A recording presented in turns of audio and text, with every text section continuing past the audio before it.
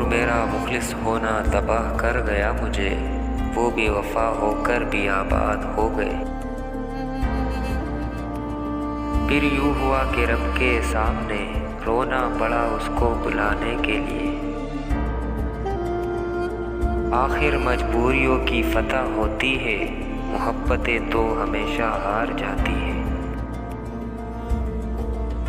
मेरा किरदार ना था मेरी कहानी में कोई, बस दूर बैठकर अपना तमाशा देखा।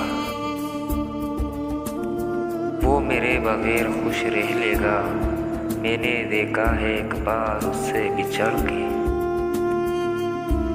इससे पहले कि मैं तस्वीरों में रह जाऊं वक़्त, मुझसे बातें करो देखो मैं मुयस्सर हूँ अभी। थोड़ा अजनबी ही रहने दो मुझे, कहीं बार ख़ास से आम हुआ हूँ। तू जीत के भी रो पड़ेगा, हम तुझसे ऐसा हारेंगे। ये दुख अलग है मैं उनसे दूर हो रहा हूँ, ये गम जुदा है वो खुद मुझे दूर कर रहा है।